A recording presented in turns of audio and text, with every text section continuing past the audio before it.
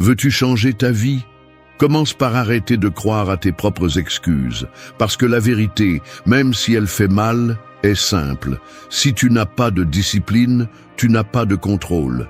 Et si tu n'as pas de contrôle, quelqu'un d'autre l'a pour toi. Tes impulsions, tes émotions, la paresse, la peur, les opinions des autres, tous te manipulent comme une marionnette. Et le pire, c'est que tu ne t'en rends même pas compte. On nous a vendu l'idée que la discipline est une punition, une routine robotique, une prison pour ceux qui ne savent pas profiter de la vie. Mensonge. La véritable autodiscipline n'est pas une cellule, c'est une épée. Et celui qui la manie cesse de vivre en réaction et commence à vivre avec direction.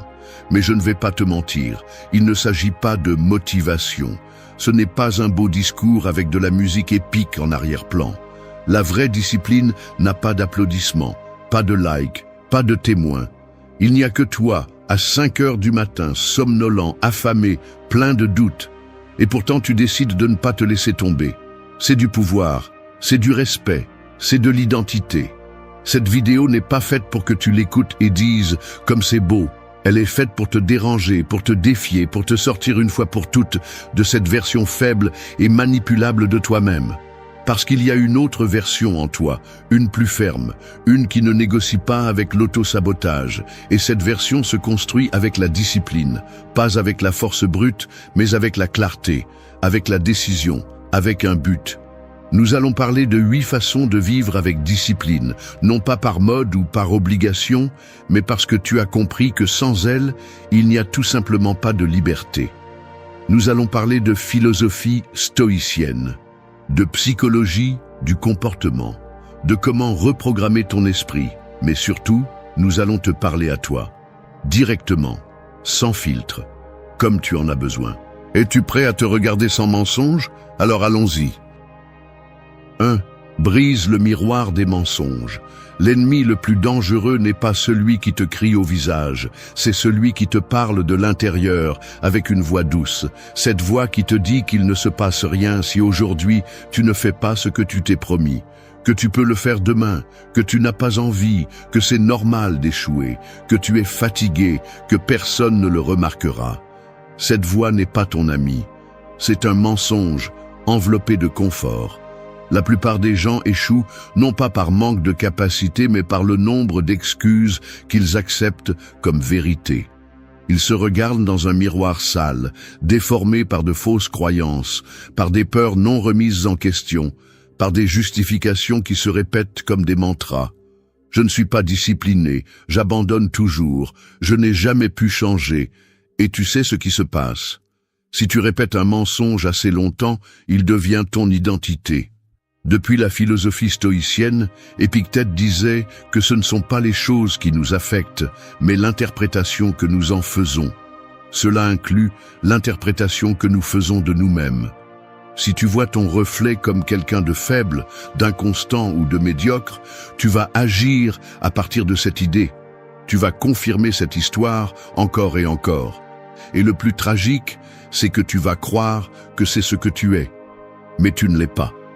Ce qui t'arrête n'est pas ton manque de discipline, c'est l'histoire que tu te racontes pour justifier ton manque d'action. Briser le miroir des mensonges n'est pas un acte magique, c'est une pratique quotidienne. C'est te regarder avec une brutalité honnête. C'est te demander sans détour quelle partie de ce que je me dis est une excuse bien déguisée, quelle vérité inconfortable j'évite, quelle version de moi je laisse prendre le contrôle. Ici entre en jeu la psychologie du comportement. Ce que tu renforces devient plus fort. Chaque fois que tu te permets de céder à un mensonge interne, tu renforces l'habitude de l'auto-justification. Mais chaque fois que tu le confrontes et agis malgré lui, tu entraînes ton esprit à obéir à ton but, pas à tes impulsions. Un exercice simple mais puissant est d'écrire tes excuses. Toutes, sans filtre. Et puis, les réfuter avec des faits. Si tu écris « Je ne termine jamais ce que je commence », cherche des preuves de quand tu l'as fait. Si tu dis « Je n'ai pas de volonté », rappelle-toi des moments où tu en avais. Ton esprit a besoin de preuves pour construire un nouveau récit. Et si tu ne les as pas, alors commence à les créer maintenant. Le stoïcisme parle aussi de l'importance de vivre selon la nature rationnelle. Et qu'est-ce que cela signifie? Que tu as la capacité d'observer tes pensées et de décider lesquelles méritent ton attention. Tout ce que tu penses n'est pas vrai. Toute émotion ne mérite pas d'être obéie. Toute impulsion n'est pas un ordre. Briser le miroir des mensonges, c'est choisir de voir ton reflet sans filtre, sans ornement, sans excuse. C'est te mettre mal à l'aise. C'est arrêter de te traiter avec pitié et commencer à te traiter avec respect. Parce que si tu ne te prends pas au sérieux, personne d'autre ne le fera. L'autodiscipline commence là, dans ce moment cru où tu te rends compte que tu as vécu sous une version déformée de toi-même. Et tu décides de la briser, pas avec haine, pas avec culpabilité, mais avec clarté. La prochaine fois que tu t'entends dire « je ne peux pas », arrête-toi. Regarde cette pensée pour ce qu'elle est, un mensonge confortable. Et souviens-toi de ceci, tu n'es pas ce que tu penses, tu es ce que tu choisis de faire. 2. Fais de la discipline un acte d'amour-propre. Quand tu penses à la discipline, quelle image te vient à l'esprit? Une routine rigide? Une liste de tâches qui te mettent la pression? Un entraînement dur? La plupart des gens l'associent à la souffrance, au sacrifice, à la rigidité. Mais c'est une vision superficielle. La vraie discipline ne naît pas de la punition, mais de l'amour-propre. Et oui, ça semble étrange de le dire, parce que nous avons l'habitude de voir l'amour-propre comme quelque chose de doux, comme un bain relaxant ou un après-midi libre. Mais le véritable amour-propre ne se sent pas toujours bien. Parfois ça fait mal, parfois ça exige, parfois ça confronte. Parce qu'il s'agit de prendre soin de toi, pas de te dorloter. Et prendre soin de toi implique de faire ce dont tu as besoin, pas ce que tu veux à ce moment-là. La discipline, c'est justement ça. La capacité de prioriser ton bien-être réel au-dessus de ton confort momentané. C'est choisir ce qui te construit, même si c'est difficile, plutôt que ce qui te détruit lentement sous le déguisement du plaisir immédiat. Depuis le stoïcisme, Marc Aurèle disait « Demande-toi à chaque instant, est-ce que c'est ce qu'une personne qui se respecte ferait ?» C'est une question brutale, parce qu'elle te force à regarder tes actions sous un autre angle. Il ne s'agit plus seulement de volonté, il s'agit d'identité, il s'agit de dignité. Te respectes-tu assez pour tenir tes paroles? Te valorises-tu assez pour ne pas te trahir quand personne ne te regarde? C'est la racine d'une discipline ferme. Tu ne le fais pas parce que quelqu'un d'autre te l'oblige. Tu le fais parce que tu sais que tu le mérites. Parce que tu comprends que chaque action construit ou détruit la relation que tu as avec toi-même. La psychologie du comportement le confirme.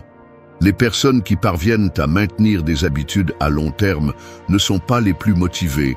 Ce sont celles qui ont lié leurs actions à leur identité. Elles ne disent pas « je dois faire de l'exercice ». Elles disent « je suis quelqu'un qui prend soin de son corps ». Elles ne disent pas « je dois travailler ». Elles disent « je suis responsable de ce que je veux accomplir ». Ce changement de perspective change tout. Fais de la discipline un reflet de qui tu es, pas seulement de ce que tu fais. Parce que lorsque tes habitudes sont alignées avec ton identité, tu n'as plus besoin de tant de force pour les maintenir. Elles deviennent une partie de toi. Et au lieu de te battre avec toi-même chaque jour, tu agis simplement en cohérence. Et comment construit-on cette identité? Avec de petites décisions répétées. Chaque fois que tu choisis de te lever à l'heure, de manger ce qu'il faut, de terminer ce que tu as commencé, tu te dis à toi-même « je me soucie assez de moi pour ne pas me laisser tomber ». Ce message, répété jour après jour, devient de l'estime de soi réelle. Pas cette estime de soi gonflée de phrases vides, mais celle qui naît de l'action cohérente. L'amour-propre n'est pas de l'indulgence, c'est de l'exigence avec sens. C'est avoir un standard pour toi-même, non pas pour impressionner les autres, mais parce que tu sais que tu peux faire plus. Parce que tu refuses d'être une version médiocre de toi-même. Et oui, il y aura des jours où tu n'auras pas envie, des jours où le monde te poussera à t'arrêter. Mais si tu te traites avec respect, tu continueras. Non pas parce que c'est facile, mais parce que c'est nécessaire. Fais de la discipline un acte d'amour, pas de celui qui se sent bien, mais de celui qui te rend plus fort. Parce qu'à la fin de la journée, la seule relation que tu as garantie pour la vie est celle que tu as avec toi-même. Et cette relation se construit ou se détruit, une décision à la fois. 3. L'action commande, pas tes émotions. Si tu attends de te sentir bien pour agir, tu vas perdre. Pas une fois, toujours, parce que les émotions sont volatiles. Elles montent et descendent, elles viennent et partent. Et si ta discipline dépend de comment tu te sens, alors tu n'as pas de discipline. Tu as un état d'esprit avec un calendrier. Tu veux un vrai changement. Apprends à te méfier de tes émotions quand elles s'interposent entre toi et ce que tu as dit que tu allais faire. Il ne s'agit pas de les ignorer, il s'agit de ne pas les laisser te dominer. Le stoïcisme a été clair sur ce point. Sénèque a écrit que celui qui est esclave de ses émotions est incapable de se gouverner. Et te gouverner est justement ce dont tu as besoin si tu veux une vie avec une direction. Parce que le chemin ne sera pas toujours accompagné de motivation, d'inspiration ou d'enthousiasme. La plupart du temps, tout ce que tu auras, c'est de la fatigue, des doutes et la tentation de tout remettre à plus tard. C'est là que ton caractère est mesuré. La psychologie du comportement dit qu'une émotion dure en moyenne 90 secondes. Après cela, ce qui la maintient en vie est la pensée qui la nourrit. Tu sais ce qui coupe ce cycle? L'action. L'action tue le doute. L'action brise la paresse. L'action reconfigure ton état mental. Mais voici l'important. Tu n'as pas besoin de faire quelque chose d'énorme. Tu n'as pas besoin de te sentir invincible. Tu as juste besoin de bouger. Un pas, un seul. Et ensuite, un autre. Et un autre. Ce qui commence comme un petit geste peut se transformer en une avalanche d'élan. Mais tu ne le sauras pas tant que tu ne te mets pas en mouvement. Les émotions sont des informations, pas des ordres. Tu n'es pas obligé de leur obéir. Tu peux te sentir insécurisé et agir avec courage. Tu peux te sentir fatigué et continuer à avancer. Tu peux te sentir frustré et quand même faire ce qui est juste. C'est ça l'autodiscipline. Agir à partir de l'engagement, pas de l'émotion du moment. Tu sais combien de fois une personne moyenne dit « je n'ai pas envie ». Beaucoup. Et le problème n'est pas de le penser, le problème est de l'utiliser comme excuse pour ne pas avancer. Fais ce changement mental. Arrête de te demander comment tu te sens avant d'agir. Demande-toi ce qui doit être fait. Point. Il ne s'agit pas d'être un robot. Il s'agit d'être quelqu'un de fiable, en commençant par toi-même. Tu veux entraîner ce muscle mental. Fais de petites choses tous les jours, même quand tu n'as pas envie. Lave la vaisselle, sors te promener, termine ce courriel, fais cette routine, respecte cet horaire. Chaque action, aussi minime soit-elle, renforce ton identité en tant que personne qui ne se laisse pas dominer par ce qu'elle ressent. Marc Aurèle l'a dit avec une clarté brutale, « Fais ce que la nature exige, sans distraction, sans retard, sans drame. » Autrement dit, fais ce que tu as à faire, fais le bien et continue. La discipline n'est pas l'absence d'émotion, c'est la décision consciente d'agir malgré elle. C'est quand tu cesses d'être une feuille emportée par le vent interne et que tu deviens quelqu'un qui dirige son propre cours, peu importe le climat. Et oui, il y a des jours où tu vas sentir que tu ne peux pas. Mais même ces jours-là, tu peux bouger un doigt. Tu peux prendre une petite décision, tu peux résister un peu plus. Et cela, multiplié par des semaines, des mois et des années, te transforme. Ne vis pas sous le joug d'émotions que tu n'as pas choisies. Vis selon des principes que tu as décidé de suivre. Parce qu'à la fin, le monde ne répond pas à ce que tu ressens. Il répond à ce que tu fais. 4. Éliminer les masques avec logique. Nous portons tous des masques. Certains d'entre nous les utilisent pour se protéger, d'autres pour plaire, et d'autres parce que nous sommes convaincus que nous sommes cela. Mais l'autodiscipline exige une chose par-dessus tout, l'honnêteté. Vous ne pouvez pas changer ce que vous n'êtes pas prêt à voir. Et tant que vous continuerez à agir à partir d'une version fausse de vous-même, tous vos efforts resteront en surface.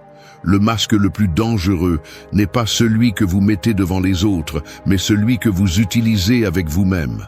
Celui qui vous dit que vous êtes une victime des circonstances, que votre passé vous définit, que vous ne pouvez pas changer parce que c'est comme ça que vous êtes.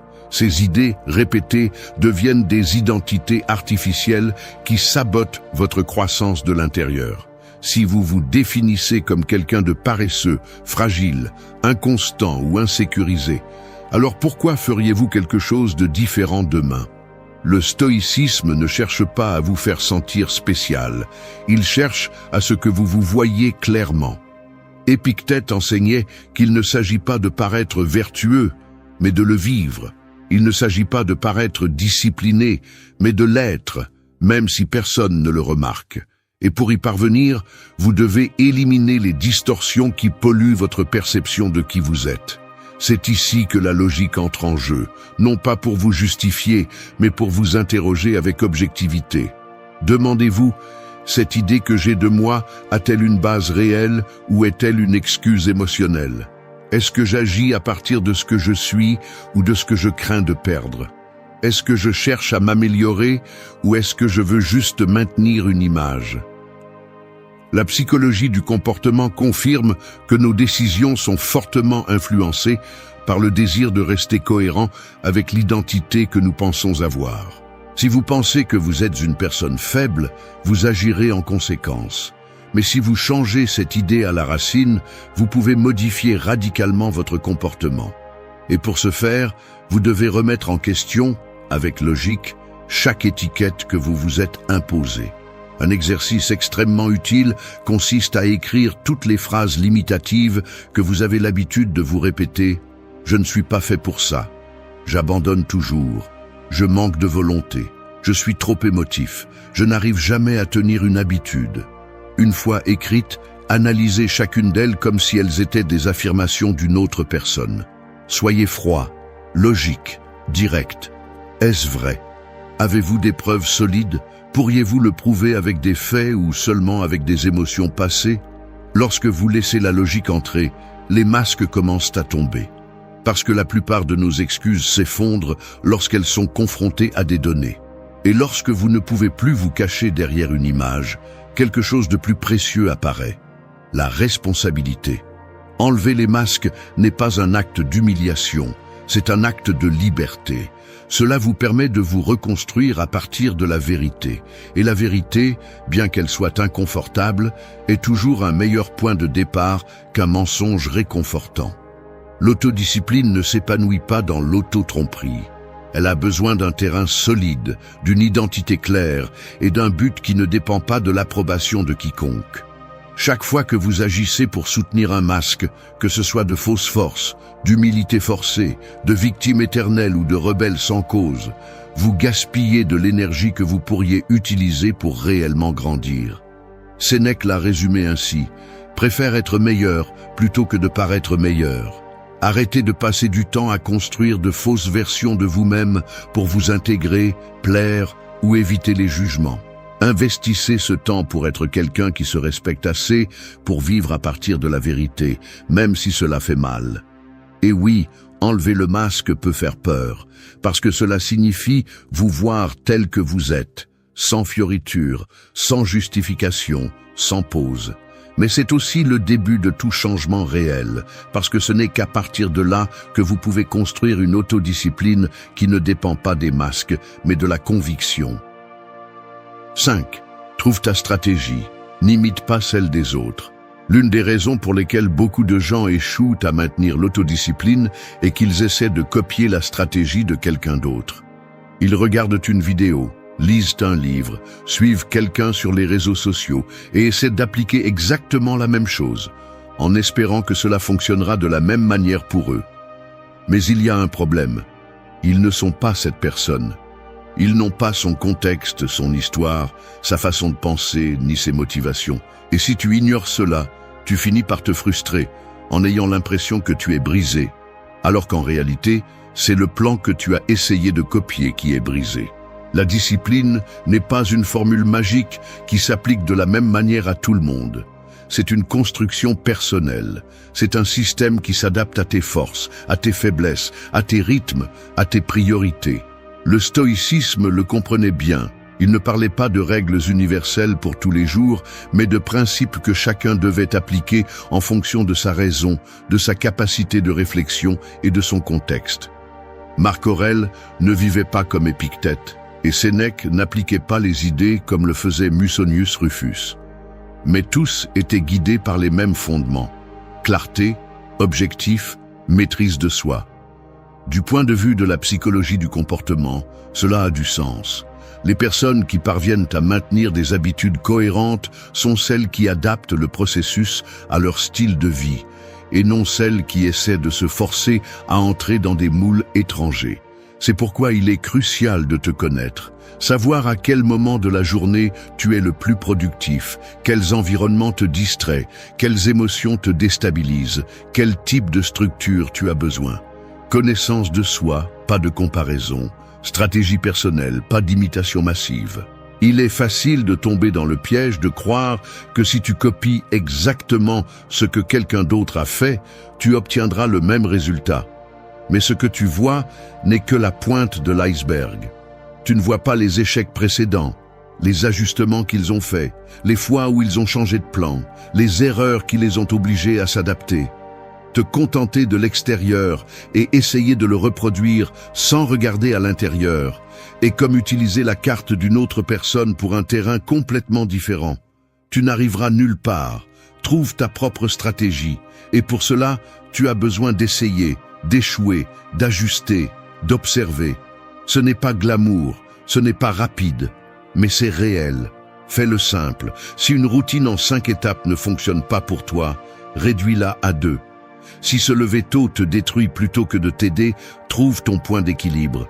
Si une méthode te provoque plus d'anxiété que de résultats, change. Ton objectif n'est pas d'être parfait, c'est d'être constant. Et la constance naît d'un système que tu peux soutenir, pas d'un système qui t'écrase. Cela a aussi à voir avec l'ego. Parfois, nous suivons les méthodes des autres non pas parce qu'elles nous sont utiles, mais parce que nous voulons prouver que nous pouvons. Nous voulons être comme eux, vivre comme eux, nous démarquer comme eux. Mais si ta discipline est construite à partir de la comparaison, elle va s'effondrer, parce qu'elle n'est pas basée sur toi, elle est basée sur une image externe. Et tout ce qui ne vient pas de l'intérieur se brise lorsque les choses deviennent difficiles. Sois honnête avec toi-même. Appliques-tu ce qui te convient ou ce que tu penses devoir faire parce que quelqu'un d'autre le fait ? Ton système s'adapte-t-il à toi ou essaies-tu de t'insérer de force dans un système qui ne t'appartient pas? Si la réponse te dérange, c'est un bon signe. Elle te montre par où commencer à construire vraiment. L'autodiscipline n'est pas un déguisement que tu empruntes. C'est une armure faite sur mesure. Et si tu prends le temps de la concevoir à partir de la vérité, avec patience, avec intention, alors tu ne te contenteras pas de la soutenir. Tu la feras partie de toi. 6. Revendique ton pouvoir avec une seule phrase. La plupart des gens ne se rendent pas compte à quel point il est facile de céder leur pouvoir. Ils le font tous les jours, avec des phrases qui semblent innocentes, mais qui érodent leur volonté petit à petit. Je ne peux pas, c'est trop difficile, c'est comme ça que je suis, j'ai déjà essayé auparavant, je n'ai pas le temps. Chacune de ces phrases est une reddition déguisée en justification. Ce sont des excuses qui, répétées assez souvent, deviennent des chaînes mentales. Elles te convainquent que tu es coincé, alors qu'en réalité, tu es juste mal entraîné. Le stoïcisme enseigne que la liberté commence dans l'esprit. Pas dans ce qui t'entoure, pas dans ce que tu as ou ce qui te manque, mais dans ce que tu décides de penser et de te dire à toi-même. Épictète, qui est né esclave, l'a mieux compris que quiconque. Il n'a pas choisi ses circonstances, mais il a choisi comment les affronter. Son enseignement est clair. Tu ne peux pas contrôler tout ce qui se passe, mais tu peux contrôler comment tu réagis. Et cette réponse commence par une seule décision, une phrase intérieure, une déclaration de pouvoir. Quand tu décides de remplacer les phrases qui t'affaiblissent par une qui te rappelle qui tu es et où tu vas, quelque chose s'active. Ce n'est pas de la magie, c'est de la neuroscience. Le langage façonne la façon dont tu penses, et la façon dont tu penses détermine comment tu agis. Si tu te répètes que tu ne peux pas, ton cerveau va chercher des preuves pour confirmer cette idée. Mais si tu te répètes avec conviction une phrase qui affirme ton pouvoir, ton esprit commence à chercher des chemins au lieu d'excuses. Cette phrase peut être simple, mais elle doit être personnelle. Elle doit te secouer, t'allumer, te rappeler que tu n'es pas venu dans cette vie pour vivre en capitulant. Ça peut être quelque chose comme « je décide qui je suis, je ne me fais pas défaut, aujourd'hui, c'est moi qui commande, ça ne me vint pas, je me respecte par mes actions ». Peu importe celle que tu choisis, ce qui compte, c'est que tu la dises avec intention et que tu en fasses une ancre. Une phrase à laquelle tu peux revenir chaque fois que la peur, le doute ou la paresse veulent prendre le volant. Du point de vue de la psychologie comportementale, cela se rapporte à la technique de l'autorégulation verbale. Te parler de manière directe et habilitante dans des moments critiques peut réduire l'impulsivité, renforcer la motivation et augmenter ta tolérance à l'inconfort. Tu ne réagis pas seulement. Tu diriges, tu revendiques ta place dans la conversation interne. Il ne s'agit pas de crier des affirmations vides devant le miroir. Il s'agit de choisir une phrase qui a du poids, qui te connecte, que tu peux utiliser comme une épée mentale lorsque tu es sur le point de capituler. Cette phrase ne va pas faire le travail à ta place, mais elle va te rappeler pourquoi tu as commencé et pourquoi tu ne vas pas t'arrêter maintenant. Marc Aurèle écrivait dans son journal pour se rappeler ce qu'il devait faire, ce qu'il valorisait, ce qu'il n'allait pas permettre. C'était sa méthode. Il n'était pas un empereur qui commandait seulement avec des soldats. Il se commandait aussi lui-même avec des mots, parce qu'il comprenait que le véritable pouvoir n'est pas dans ce que tu peux imposer à l'extérieur, mais dans ce que tu peux soutenir à l'intérieur. Alors choisis ta phrase, écris-la, répète-la, utilise-la chaque fois que tu en as besoin, faisant partie de ton langage interne.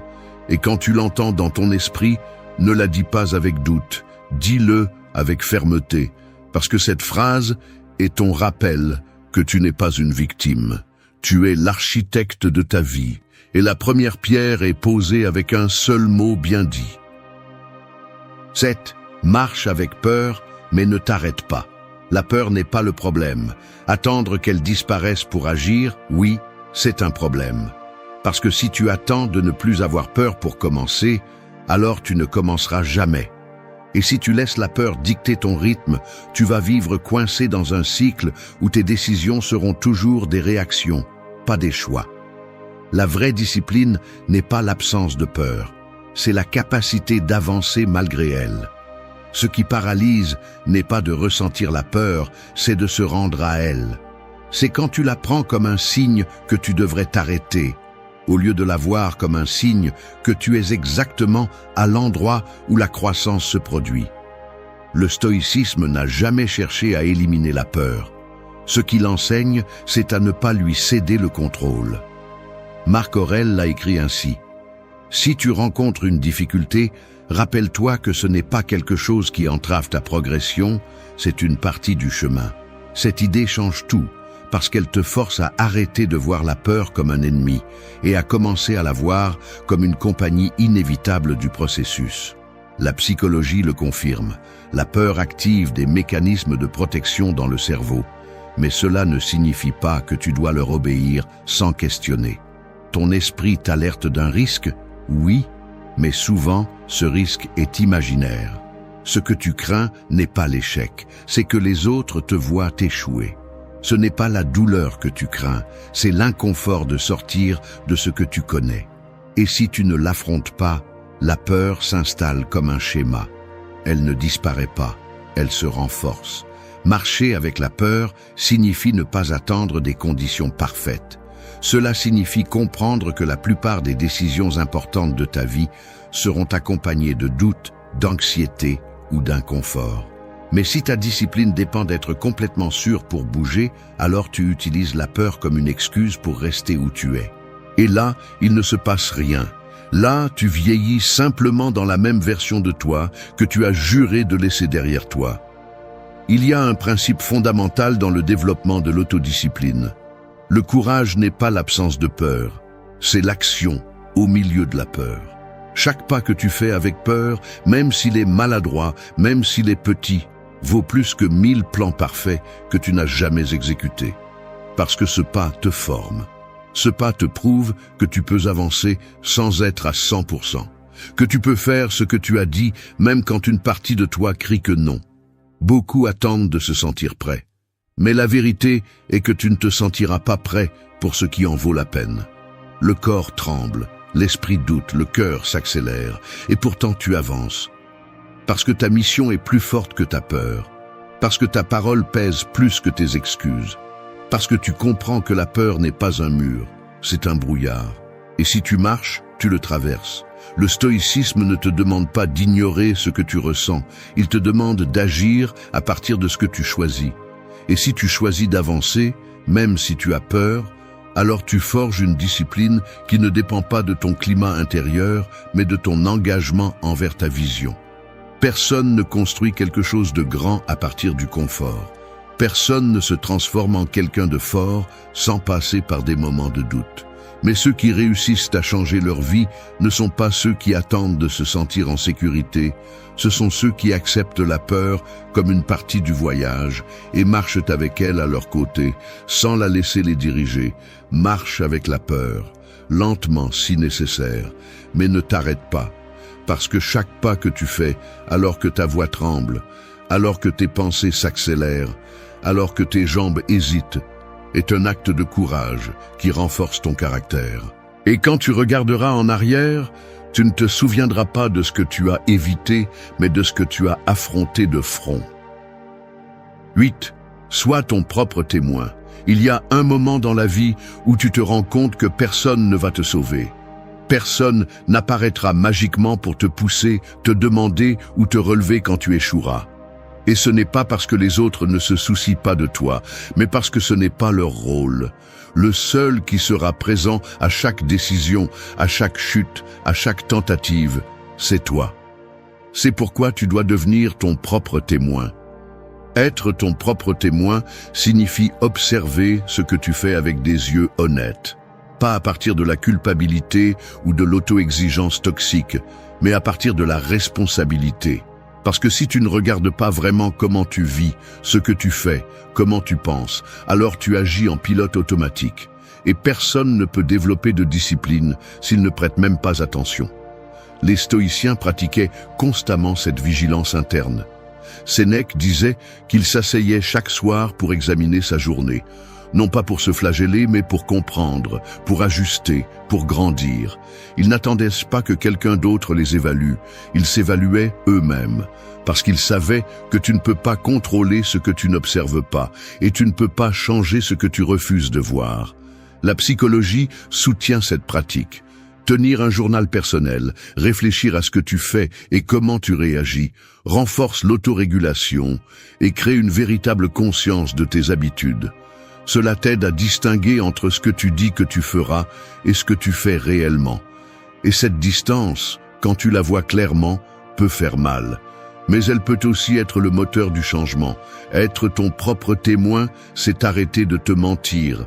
C'est accepter quand tu échoues, non pas pour te punir, mais pour faire quelque chose à ce sujet. C'est te rendre compte quand tu agis par peur, paresse ou évasion et décider que tu ne vas plus le permettre.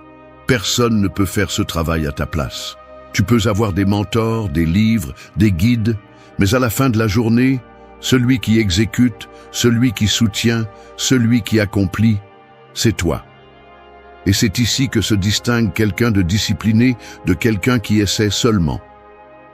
La personne disciplinée n'a pas besoin de caméra, n'a pas besoin de surveillance, n'a pas besoin de pression externe.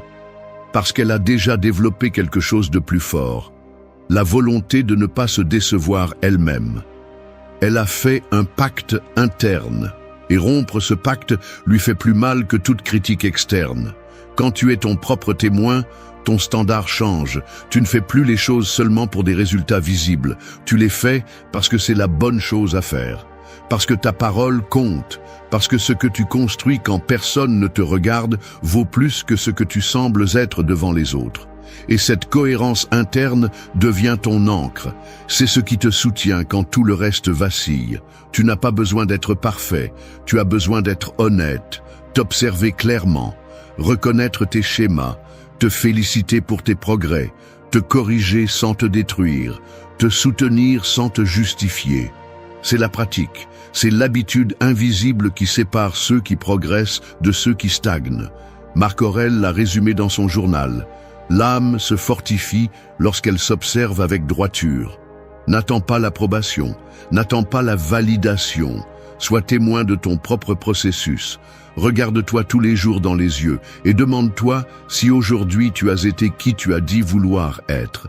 Et si tu ne l'as pas été, ne te cache pas.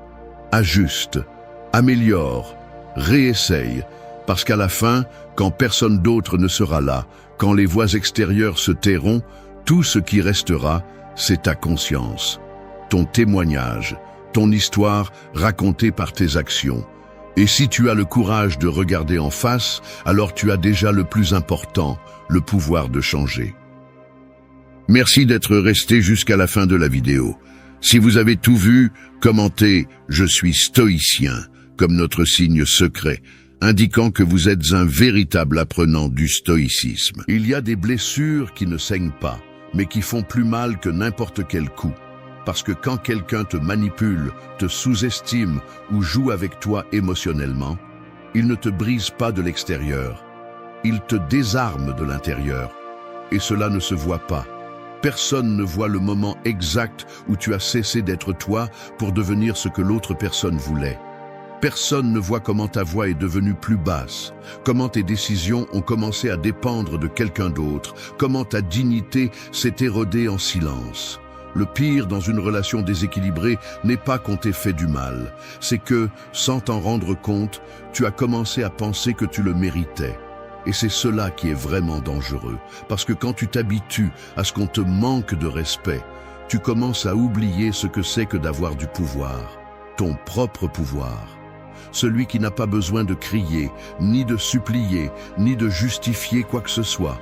Mais laisse-moi te dire quelque chose clairement, tu peux te rétablir. Non seulement tu peux, mais tu dois le faire. Parce que ce n'est pas une question de guérir avec l'amour de soi, comme si c'était un slogan vide. Il s'agit de te reconstruire avec force, avec caractère et avec une vision plus claire de qui tu es et de ce que tu ne permettras plus jamais. Aujourd'hui, nous n'allons pas parler de vengeance, nous allons parler de pouvoir, le tien. Et pour cela, il faut éteindre le bruit, couper l'accès, disparaître avec élégance et recommencer à grandir là où personne ne le voit venir. Ceci est pour celui qui en a marre de faire semblant d'aller bien, pour celui qui ne veut plus d'explications ni d'excuses vides. Ceci est pour celui qui est prêt à arrêter de ramper et à recommencer à marcher droit. Ceci est pour toi. 1. Éteins l'écho. Après une relation déséquilibrée, ce qui fait le plus de bruit n'est pas l'autre personne. C'est l'écho qu'elle a laissé dans ton esprit. Cette voix répétitive, insistante, qui te fait douter, qui revit des scènes, qui réécrit ce qui s'est passé avec des excuses, qui te convainc que peut-être ce n'était pas si grave ou que tu es aussi à blâmer. Cet écho n'est pas l'autre personne qui parle. C'est toi qui répètes ce qu'on t'a fait croire. Et c'est là le véritable poison, dans la pensée constante, dans le souvenir qui s'active tout seul, dans la maudite habitude d'analyser chaque geste, chaque mot, comme si trouver une explication allait te rendre la paix. Mais non, l'écho ne te donne pas la paix. L'écho te maintient attaché. Du point de vue de la philosophie stoïcienne, Épictète le rendrait clair. Ce ne sont pas les choses qui nous affectent, mais l'opinion que nous avons d'elles. Et cet écho est justement cela, une opinion toxique qui a été enregistrée et que tu continues à nourrir chaque fois que tu reviens mentalement à ce que tu as vécu. Il est temps de l'éteindre. Comment éteindre un écho? On ne peut pas forcer l'esprit à se taire, mais on peut le rééduquer. C'est une question de décision quotidienne. Chaque fois que la pensée revient, parce qu'elle va revenir, ne la suis pas. Ne lui donne pas de conversation, ne l'argumente pas. Ne l'analyse pas, reconnais-la simplement et laisse-la passer. C'est un entraînement brutal, oui, mais nécessaire. La psychologie l'appelle rumination, et c'est l'une des pires habitudes mentales après une rupture toxique. Le cerveau devient accro à la répétition de scènes douloureuses parce qu'il croit qu'en les revivant, il va trouver le contrôle. Mais c'est un mensonge. Il ne fait que se faire du mal. Alors la première étape est de décider que tu ne vas plus collaborer à ton propre sabotage émotionnel. Chaque fois que cet écho revient, rappelle-toi ceci. Y penser ne va pas le changer, mais ça te retient. Et ce que tu mérites maintenant n'est pas une explication, c'est la récupération. Éteindre l'écho, c'est aussi prendre le contrôle de ton environnement. Élimine les chansons, les lieux, les objets, les conversations qui le réactivent. Ce n'est pas de la faiblesse, c'est une stratégie. Tu ne fuis pas, tu nettoies le terrain pour pouvoir te reconstruire sans interruptions émotionnelles. Et oui, ça va faire mal, parce que le silence après l'écho peut sembler vide. Mais en réalité, c'est de l'espace. De l'espace pour que tu puisses t'écouter à nouveau, parce que tant que l'écho est actif, ta voix est étouffée. Et il n'y a rien de plus triste qu'une personne qui ne peut pas s'écouter elle-même parce qu'elle continue à écouter le fantôme de quelqu'un d'autre. Le stoïcisme ne te dit pas de ne pas ressentir. Il te dit de ne pas t'asservir à ce que tu ne peux pas contrôler. Et le passé est cela, incontrôlable. Ce que tu peux maîtriser, c'est ton présent. C'est la seule réalité, la seule chose qui est encore entre tes mains. Alors aujourd'hui, même si ce n'est que pour un moment, éteins l'écho. Assieds-toi en silence. Ferme les yeux. Et chaque fois que cette pensée intrusive revient, réponds-lui avec une fermeté intérieure. Ceci ne m'appartient plus. Tu vas devoir le répéter de nombreuses fois. Mais viendra un jour où tu n'auras plus rien à dire, parce que l'écho ne sera plus là. Et là, dans ce nouveau silence, tu vas commencer à ressentir quelque chose qui semblait perdu. Le pouvoir. 2. Rends ta présence inaccessible. L'une des erreurs les plus courantes après une relation déséquilibrée est de rester disponible. Pas physiquement nécessairement, mais émotionnellement et symboliquement. Ta présence continue de flotter dans l'air, disponible sur les réseaux sociaux, dans les messages non effacés, dans la façon dont l'autre personne sait qu'elle peut frapper à une porte et que tu vas ouvrir, même si c'est juste pour regarder. Et cela, bien que cela puisse sembler inoffensif, est l'une des formes les plus silencieuses de donner ton pouvoir. Rends ta présence inaccessible. Pas pour punir, mais pour protéger. Pas par fierté, mais par respect pour toi. Le stoïcisme ne parle pas de disparaître comme un acte de rébellion, mais comme une décision d'autocontrôle.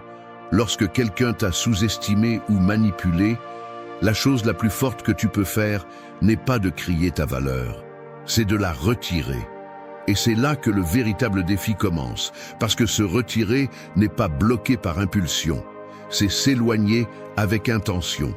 C'est fermer des accès, couper des ponts, éteindre des signaux, non pas pour créer du drame, mais pour récupérer de l'espace mental. Il faut comprendre que le véritable pouvoir n'est pas dans le fait de se montrer, mais dans le fait de savoir quand et pourquoi arrêter de le faire. Lorsque ta présence est accessible, ton énergie l'est aussi. Chaque petite interaction, chaque réponse, chaque histoire que tu publies pour montrer à quel point tu vas bien est un rappel que tu es toujours là. Et tant que tu es là, même sous forme d'ombre, tu ne te libères pas, tu ne fais qu'étirer la souffrance.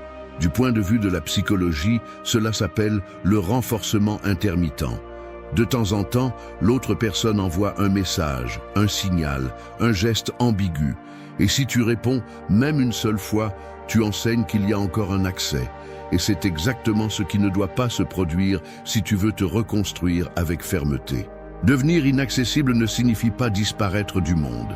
Cela signifie rendre inaccessible cette partie de toi qui a été utilisée, manipulée ou sous-estimée.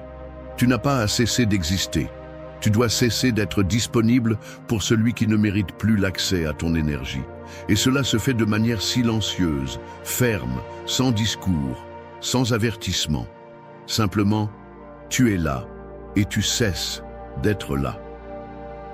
Dans la pratique stoïcienne, on parle de distinguer ce qui est sous ton contrôle de ce qui ne l'est pas. Tu ne peux pas contrôler si l'autre personne se souvient de toi, te mentionne ou essaie de te chercher. Mais tu peux contrôler si tu lui ouvres la porte. Et c'est là la clé.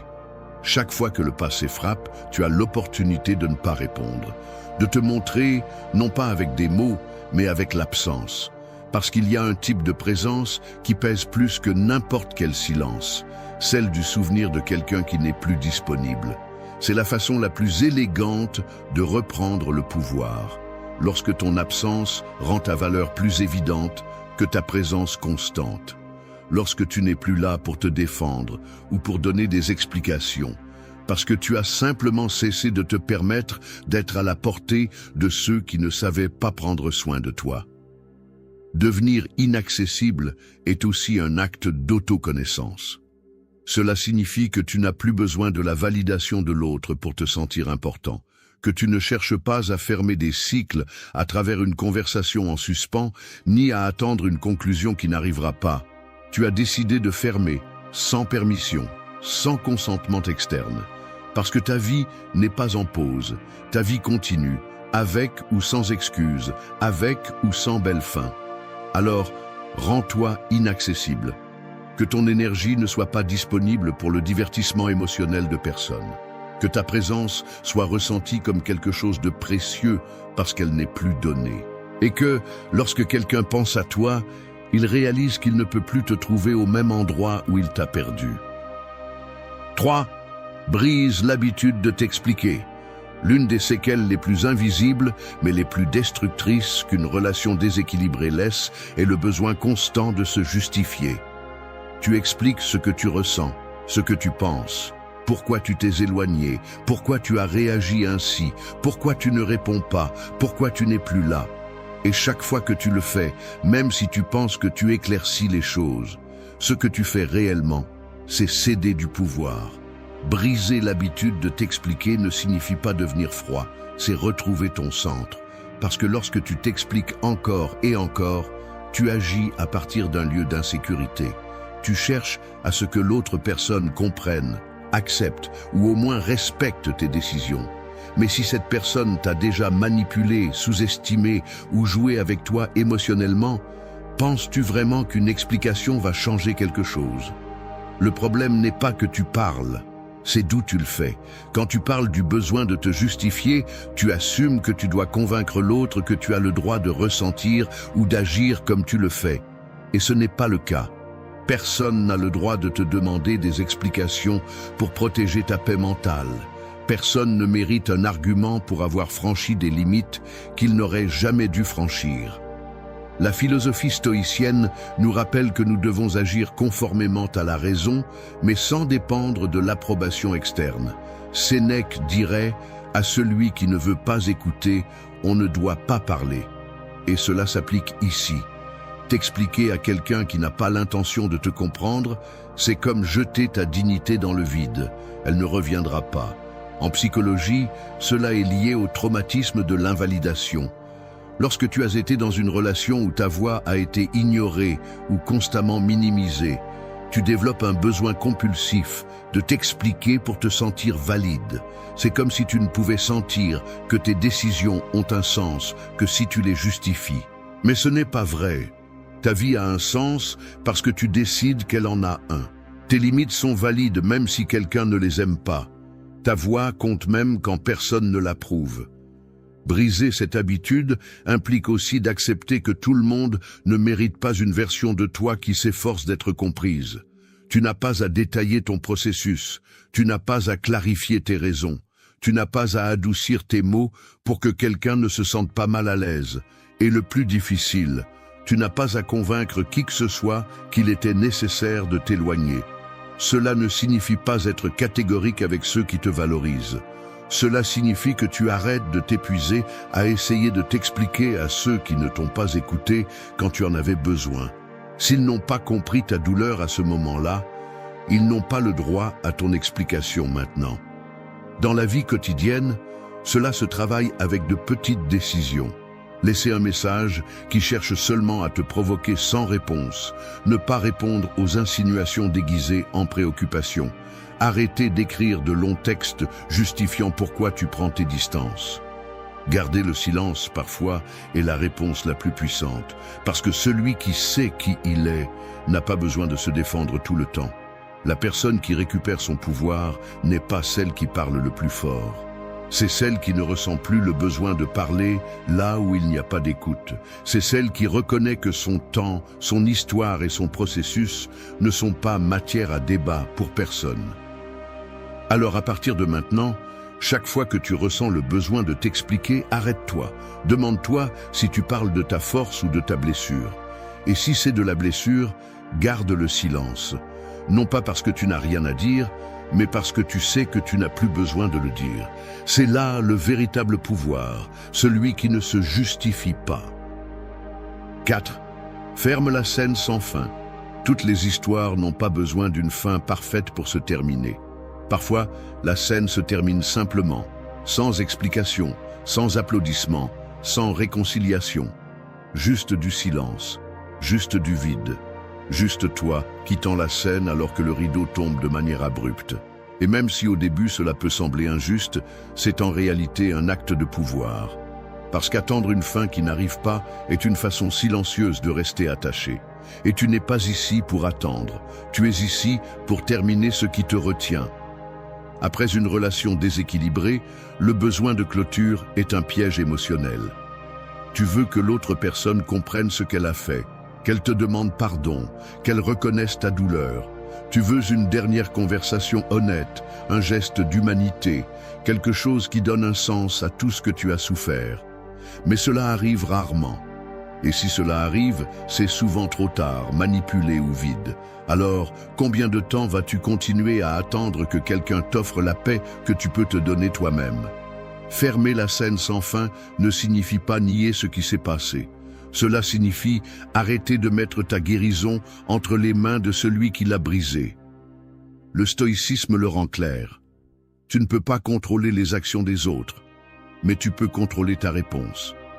Et ta réponse peut être celle-ci: terminer sans permission, lâcher sans réponse, avancer sans explication. La psychologie parle de deuil ambigu lorsque quelque chose se termine sans une clôture claire. C'est inconfortable, oui. Parce que ton esprit cherche une histoire complète, quelque chose qui a un début, un développement et une fin. Mais dans la vie réelle, tu as souvent seulement du chaos, une rupture et un silence qui ne résout rien. Et là, au milieu de cet inconfort, c'est là que ton pouvoir apparaît, en acceptant que tu n'as pas besoin de cette fin pour continuer. Les gens ont tendance à penser qu'ils ont besoin de tout comprendre pour lâcher prise. Mais ce n'est pas le cas. Tu n'as pas besoin de comprendre pourquoi quelqu'un a été cruel envers toi. Tu n'as pas besoin de comprendre comment il a pu mentir, manipuler, partir ou rester quand il faisait le plus de mal. Tu n'as pas besoin de comprendre quoi que ce soit. Tu as juste besoin de réaliser que tu ne veux pas vivre une vie coincée dans une scène inachevée. Et c'est là que le stoïcien en toi entre en jeu. Celui qui ne négocie pas avec ce qu'il ne peut pas changer, celui qui n'attend pas de justice émotionnelle, celui qui décide, en toute conscience, qu'il ne restera pas figé dans une histoire qui ne lui appartient plus. Celui qui comprend que fermer une scène ne nécessite pas de drame, juste une décision. Fermer sans fin implique aussi de renoncer à ton rôle. Parce que parfois, ce qui te fait le plus mal n'est pas que l'autre personne n'ait rien dit, c'est que tu continues à attendre ton tour pour dire quelque chose de plus. Mais ton rôle est terminé, ton dialogue est terminé, l'histoire n'a plus besoin de toi. Tout ce qui manque, c'est que tu lâches le scénario. En pratique, cela se traduit par arrêter de chercher des signes, arrêter de relire des conversations, arrêter d'imaginer des scénarios où tout s'éclaircit. Accepter que le silence est ta clôture, que le vide est suffisant, que tu peux mettre le point final même si l'autre n'a jamais écrit sa part. Alors, ferme la scène, sans musique de fond, sans applaudissements, sans réponse. Fais-le pour toi, parce qu'attendre une fin te laisse coincé dans le même acte encore et encore. Et tu mérites plus que ça, tu mérites une nouvelle histoire, une où le protagoniste ne cherche plus la justice, mais la liberté. 5. Ne nourris pas sa curiosité. Quand tu t'éloignes de quelqu'un qui t'a sous-estimé, manipulé ou épuisé émotionnellement, il y a quelque chose qui s'active souvent de l'autre côté, la curiosité. Non pas parce que cette personne te manque sincèrement, mais parce qu'elle a perdu le contrôle sur toi, et cela la dérange, cela l'intrigue. Elle veut savoir ce que tu fais, si tu as changé, si tu vas mieux, si tu penses toujours à elle. Et si tu n'es pas prudent, tu peux tomber dans le piège de nourrir cette curiosité sans t'en rendre compte. Tu le fais quand tu postes une photo pour qu'elle la voie, quand tu partages une allusion déguisée en surpassement, quand tu gardes un canal ouvert juste au cas où, quand tu réponds avec froideur juste pour montrer que tu n'es plus affecté. Mais si tu fais tout cela pour qu'elle le remarque, alors tu es toujours affecté. Et ce que tu fais, sans le savoir, c'est lui donner de la nourriture émotionnelle. Ne pas nourrir sa curiosité, c'est couper l'approvisionnement en attention que cette personne recevait de toi. C'est arrêter d'être prévisible. C'est devenir inaccessible non seulement en présence, mais aussi en récit. Tu ne donnes pas d'informations, tu ne donnes pas de signaux, tu ne donnes pas d'indices. Ta vie n'est plus un spectacle public. Ton processus n'est plus à vendre. Ton énergie n'est plus disponible pour celui qui veut juste savoir s'il l'a encore. Du point de vue du stoïcisme, ce principe repose sur l'indifférence stratégique. Marc Aurèle disait que nous devons agir comme si nous observions d'en haut, avec perspective, avec contrôle, sans nous laisser entraîner par les impulsions. Cela signifie que tu n'as rien à prouver. Ni que tu vas bien, ni que tu as changé, ni que ça ne fait plus mal. Ce qui est important, ce n'est pas ce que l'autre pense de toi. Ce qui est important, c'est ce que tu construis, même si personne ne le voit. La psychologie soutient également cette attitude. Quand quelqu'un a exercé du pouvoir sur toi, une partie de cette dynamique continue si tu continues à donner des mises à jour sur ta vie, même si tu ne les donnes pas directement. Toute forme d'exposition émotionnelle peut être perçue comme une porte entrouverte, et un esprit manipulateur n'a besoin que d'une fissure pour revenir. C'est pourquoi il est si important de protéger ta vie privée émotionnelle. Il ne s'agit pas de te cacher, il s'agit de te préserver. Arrêtez de vivre ta récupération comme une démonstration externe. Tu n'as rien à prouver, ni que tu as guéri, ni que tu es fort, ni que ça ne te fait plus mal. Tu es en processus, et ce processus n'a pas besoin de témoins, il a besoin d'engagement. Ne pas nourrir sa curiosité implique aussi d'accepter que tout le monde ne mérite pas de savoir en quoi tu es devenu. Il y a des gens qui ne sont pas intéressés par ta croissance, mais par la comparaison avec ce que tu étais quand ils pouvaient te toucher. Ils veulent confirmer s'ils peuvent encore t'influencer, s'ils peuvent encore te provoquer, s'ils peuvent encore perturber ta paix. Et c'est à toi de décider si tu le permets. Dans la vie quotidienne, cela se pratique par de petits actes. Arrêtez de regarder qui voit tes histoires. Arrêtez de vérifier si quelqu'un a réagi à ce que tu as posté. Arrêtez d'envoyer des signaux déguisés en indifférence. Parce que la véritable indifférence ne se publie pas, elle se pratique. Et il ne s'agit pas d'ignorer avec colère, mais de ne pas avoir besoin d'être vu par celui qui ne t'a plus apprécié. Alors, si tu es sur ce chemin de récupération, souviens-toi de ceci. Tu n'as rien à prouver. Et celui qui est curieux de ta vie, qu'il reste avec ses questions. Ton silence, ton absence et ta transformation parlée en action sont déjà des réponses suffisantes. Il n'y a pas de meilleur message que de n'en envoyer aucun. 6. Sois invisible pour ceux qui ne comptent plus. Être invisible n'est pas toujours synonyme de faiblesse. Parfois, c'est l'acte le plus puissant d'autodiscipline. Après une relation déséquilibrée, beaucoup de gens ressentent le besoin de rester présents d'une manière ou d'une autre.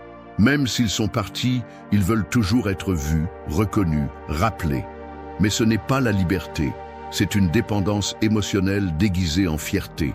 Et si tu veux vraiment reprendre ton pouvoir, tu dois oser disparaître. Non pas comme une punition, mais comme une protection. Non pas de la haine, mais de la clarté. Sois invisible pour ceux qui ne comptent plus. Tu ne dois ta présence à personne qui a joué avec elle. Tu n'as pas à rester disponible, même sous forme de souvenirs actifs. Parce que tant que tu continues à essayer de prouver que tu as changé, que tu t'es amélioré, que tu n'es plus affecté, tu continues à tourner autour de cette même énergie. Et ce qui ne te lâche pas, c'est aussi parce que tu ne le lâches pas complètement. L'invisibilité dont nous parlons ici n'est ni fuite, ni silence lâche. C'est une stratégie émotionnelle. C'est choisir de ne pas faire partie de l'univers de quelqu'un qui t'a déçu. C'est refuser de faire partie du décor émotionnel de celui qui t'a sous-estimé. Et tu n'as pas besoin de le faire avec des cris ou des insinuations. Il suffit d'être absent, de ne pas répondre, de ne pas regarder, de ne pas laisser de traces. Ton absence est ta déclaration. Du point de vue du stoïcisme, on promeut le détachement rationnel. Épictète disait « Rien de ce qui ne dépend pas de toi ne peut toucher ton âme ».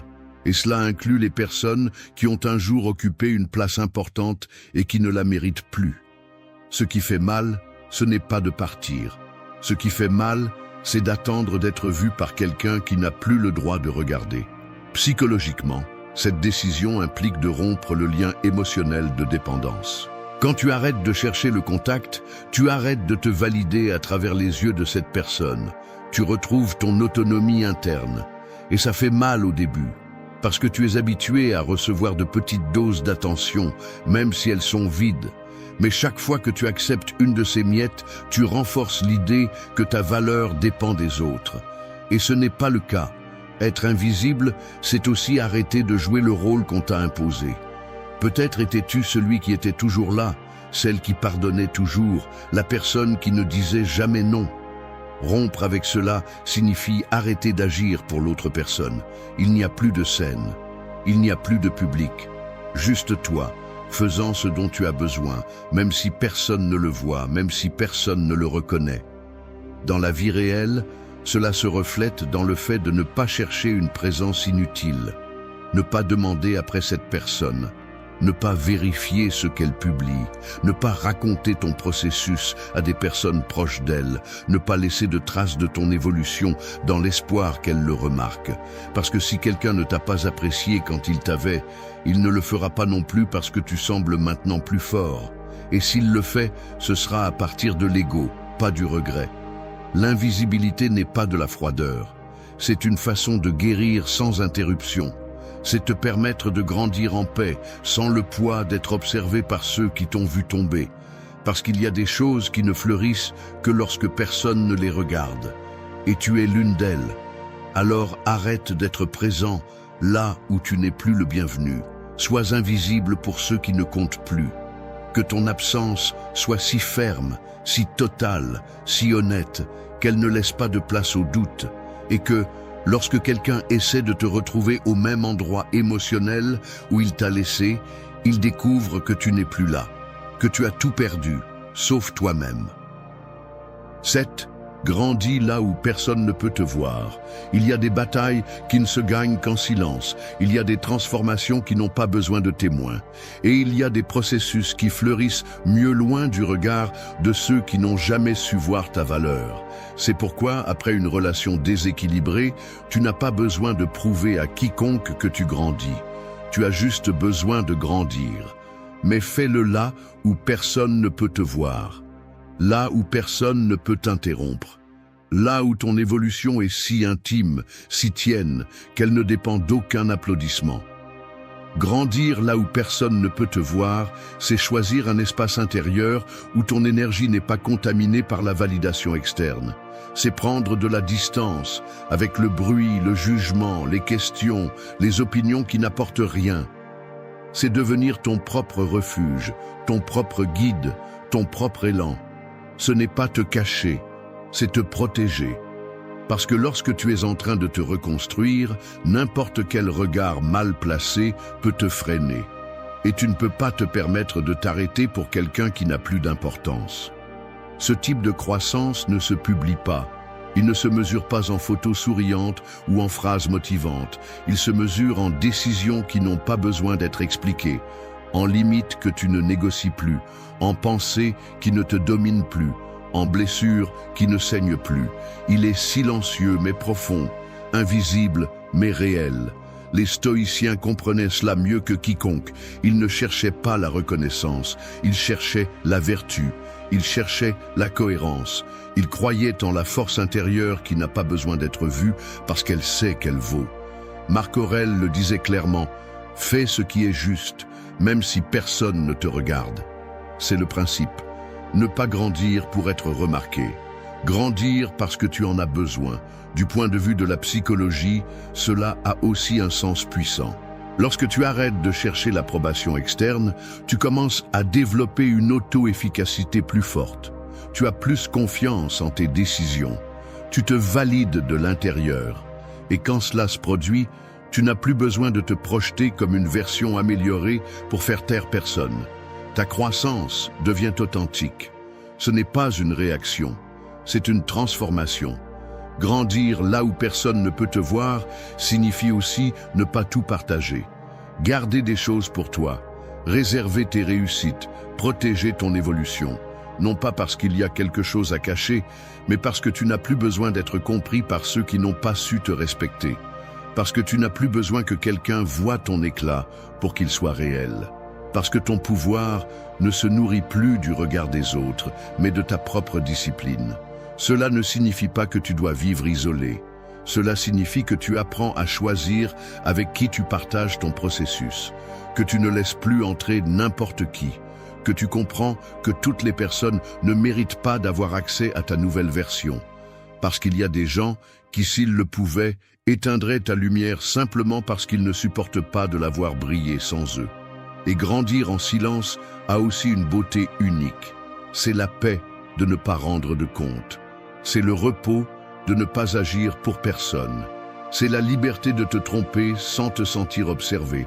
C'est la tranquillité de savoir que tu te reconstruis en paix, sans pression, sans spectacle. Alors fais-le. Grandis là où personne ne peut te voir, là où personne ne peut t'interrompre, là où tu n'as pas à te défendre. Que ton prochain pas ne fasse pas de bruit, mais laisse une trace. Que lorsque le monde te regarde à nouveau, il ne sache pas comment ni quand tu as réussi, mais qu'il ne puisse pas ignorer que tu n'es plus la même personne. Parce que cette fois, le changement n'était pas pour que quelqu'un le voie. C'était pour que tu ne te perdes plus jamais.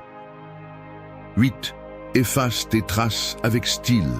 Il y a des incendies qui ne s'éteignent pas avec de l'eau, ils s'éteignent en s'éloignant. Comme quand une forêt brûle, et au lieu de retourner éteindre le feu avec tes mains, tu choisis de marcher vers un autre horizon, laissant les cendres derrière toi. Mais voici le détail. En t'éloignant, tu ne peux pas continuer à laisser des traces que d'autres pourraient suivre, parce que si le feu ne t'a pas complètement consumé, il réessaiera. Et si ta trace reste visible tôt ou tard, ils reviendront te chercher. Donc, si tu vas partir, fais-le vraiment. Efface tes traces, mais fais-le avec style. Après une relation déséquilibrée, beaucoup de gens partent, mais laissent des miettes.